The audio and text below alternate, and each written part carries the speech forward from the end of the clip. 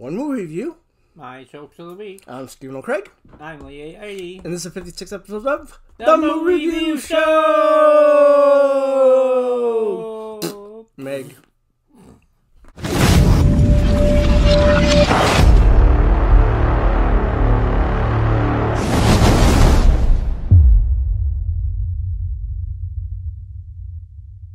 What is the movie review show? The movie review show is when Stephen and I go to our local theater, Red Wing Cinema 8. We watch a brand new movie, and then we review it. We have a popcorn rating system, 1 to 10 popcorn. 1 popcorn being the worst and 10 popcorn being the best. Today's movie features the return of the world's most celebrated sleuth coming out of retirement after there's a murder during a seance he attends on Halloween. And it's A Haunting in Venice. And here's the trailer.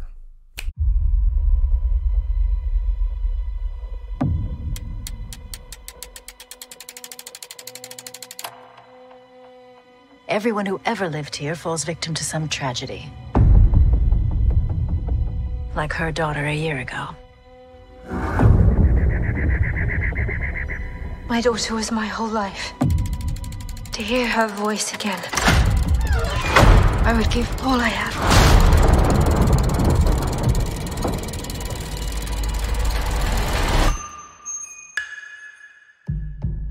If someone wants to be heard, we are here.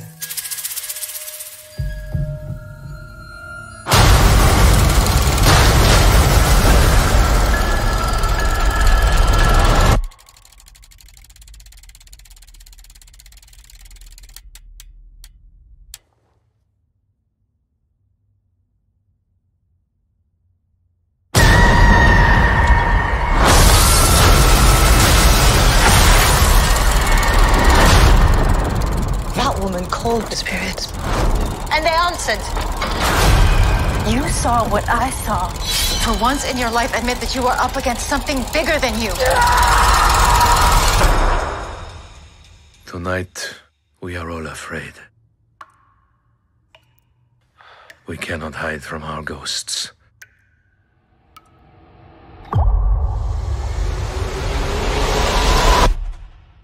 Whether they are real or not.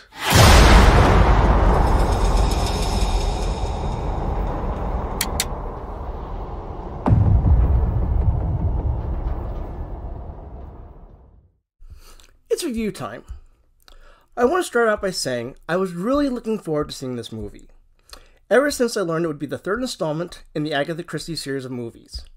The first was Murder on the Orient Express, and the second was Death on the Nile. Both movies I thought were fantastic. A Haunting in Venice is based on the 1969 novel Halloween Party by Agatha Christie. I never heard of it until this movie, but yeah, it's definitely... I shared your enthusiasm for this movie. I hadn't heard of it either until we saw the poster. Are you the one that told me that it was the third movie? Because I didn't realize it at the time. Yeah. Cool. The movie begins with buildings, statues, pigeons, a bell, and Hercule Poirot abruptly sitting up in bed. Yeah, starts off with a couple of trademarks, or when you think of Venice, you think of, pigeons and St. Mark's Square and churches and the church bell. So it's a good way to introduce a movie. You know what's going to be happening in Venice, and Hercule Poirot is going to be right at the center of it. So yeah, I love the beginning. Cool. A friend, he says he has no friends, who is a mystery writer, wants him to spot the con and debunk a psychic during a seance. He agrees. The medium is trying to contact the dead daughter of the lady that resides in the Venetian home. What do you think about the seance? Yeah, our friend from Everything Everywhere All at Once was a psychic. Did a really good job. She really did a good job of being someone who really believed in what she was doing. She just wasn't BSing people. She really did believe in there's something beyond the land of the living. So No, see, I didn't see her that way. I saw her as a charlatan. Like, she knew she was faking it. Oh, really? Yeah. She really faked me out there. She seemed to sincerely believe it, but Sign of a good actress, I guess. Yeah, yeah. The medium uses a typewriter instead of tarot cards or a crystal ball. What do you think about that? Very inventive. Yeah, it was just the sound of the keys, typewriter keys striking the page was so loud. It's a lot more dramatic than if they used a crystal ball or something like that. So I thought, yeah, very clever. I thought it was cool. Like, there was one point where the lady says, I think it was lady says the name that starts with M, and then boom, the typewriter hits the M. You know, it's like from before. I thought that was cool. Yeah, that's something about typewriters. You know, even though we have keyboards now, it's just not the same as the old-fashioned typewriters. It's about nostalgia or something. But I like the use of course, it started to take place back in the late 40s, so I guess that would make sense. Right, right. What do you think about the location and the scenery?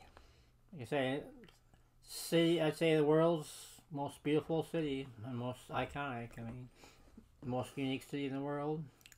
No other city like on the ocean like Venice is. So yeah, that's really, I thought that was really the strongest part of the whole movie. I mean, the murder mystery part's okay, but I mean, if you're a real amateur, a real connoisseur of murder mysteries, this will be a snap for you to figure out. But it's really, the setting is really the highlight of it, I think, because it is such an old, storied, historic city that you know, you couldn't really chosen a better place, I think, to have a story. You know, I guess I was being not naive. I'm not sure. I just wasn't thinking. The movie is obviously in Venice because it's called A Haunting in Venice. But I hadn't thought about Venice being on water. You know, I don't know why I was thinking about that. But yeah, definitely Venice is on water. I thought that it was beautiful. I agree. But I also thought the city in The Equalizer 3 was beautiful too. Oh yeah, for sure. Yeah, like I say, they could have did more in that movie with that, but they chose other things to fixate on. But yeah, Italy is just a beautiful country. There are definitely jump scares. Do you consider it a horror or a mystery movie? No, definitely a mystery movie with horror elements in it. Like Edgar Allan Poe kind of comes to mind. He tells well, his is more horror than this one is, but this one has. The trailer is a little deceiving. If you didn't know the story, Agatha Christie stories, you might think this is a horror movie, but not really. Just got horror elements in it. I agree. I think if you watch the trailer and you don't know anything about the movie or that's an Agatha Christie story, you're gonna think it's a horror movie. I think. Plus the release date is kind of, you know, not that far away from Halloween, so, and the story itself takes place on Halloween, so. In my opinion, it's not a horror movie, it's a mystery. No, definitely not. Yeah. You want the movie to hurry up for the mystery to be solved. In this movie, there are several solutions at the end. Yeah, sign of a good mystery. Can't wait to find out who the heck did it. I never figured out before the characters tell me, so I was really like, come on. Get to the end here and figure out who did it. During the last 20 minutes, the mysteries are revealed. I did not figure out any of the reveals ahead of time. I didn't figure any of it out. I'm so bad at that. Yeah, I think I subconsciously tell myself not to figure it out. It's more entertaining if you have the characters revealed, I think. But I mean, if I ever did figure it out, I would be happy, just because I never do that. Death on the Nile is the prequel. I mean, Murder on the Orient Express is the first movie, but this is a sequel to Death on the Nile, right? I think that's how I understand it. Yeah. Yeah, I mean, loosely based. I mean, they're not real tightly woven as far as there's not a lot of relationships between stories, but you know, the main characters are in there, and I think chronologically it takes place in linear fashion. So, yeah. When it comes to Death on the Nile, I did figure out ahead of time. That one I remember figuring out ahead of time. Not like, but near the end. You know. Yeah, I know, like Sixth Sense, people say, oh yeah, I figured it out. I figured that one out before. You didn't figure that one out beforehand? I'm so stupid. Oh, yeah, stupid. Okay, I had 3 problems. One, when the doctor told his backstory, I think he had been in a war, something about morphine, and the girl who died, but I was confused. I'm not sure exactly what he was saying. He may have done too much morphine. Maybe. He's rambling on. So yeah, he kind of just says we're all confused. It was kind of monotone, wasn't it? The way he just tells a little story, and I'm like, what, huh? Not the best actor in the movie. 2, some of the acting could have been better. Speaking of acting, yeah, true. Yeah, I mean, not the major actors are fine, but Right. the minor roles, not, Yeah. not the top of the line actors. I agree. 3, this is kind of being nitpicking on this one. At the end of the movie, Perot is talking to a man on a roof. He's talking so fast, I couldn't understand what he was saying. That might have been done on purpose. I think so, because I think they haven't really figured out exactly where the next movie is going to go. Right. There's going to be one, but if they had known a better idea, I think it would have been made more clear by their dialogue. But they're leaving it up in the air. It's like, well, there's going to be another Poirot mystery, but we really don't know exactly what. And that might have been it. That might have been it. Yeah, because like when he's talking to the guy, you know they're setting it up that there's going to be another movie. I mean, that's at least the way I felt. So I thought he was like kind of going to give hints then of what the next movie's about, and he might have been doing that, but I couldn't understand what he was saying pretty much. So I'm not sure what the reveals were at that point for the next movie. Yeah, it's almost like they didn't even need to have that last scene if you don't know the specifics of your next movie. Don't do that scene. Don't have that scene. I don't know. Because at the end of Murder on the Orient Express, there is a scene, if I remember correctly, in Egypt right at the end. So you know the next movie is going to be Death on the Nile. Mm-hmm. You know, and I think they were doing the same thing, but like maybe like you said, they didn't know what movie they're going to do next, or they don't know what movie they're going to do next, so they didn't actually give any real specifics then. Gotta assume that. Mm-hmm. Okay, other than these 3 things, I thought it was a wonderful movie. I highly recommend it. Especially if you like the first 2 movies. Like I said, I was looking for this movie. It wasn't a perfect movie, but yay.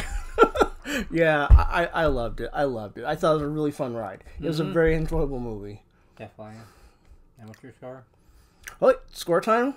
We don't know if there's a scores. We really don't know. I was starting off with a 10, and then I had those 3 things that kind of came up.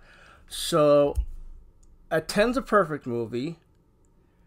I'm giving it a great movie, and that would be a 9. Me too. Oh, you too? It's a good movie.